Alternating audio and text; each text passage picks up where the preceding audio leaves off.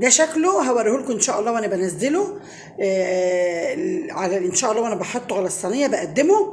هوريكم شكله بعد السوا عامل ازاي. يعني اكل الشتاء، الاكله السهله.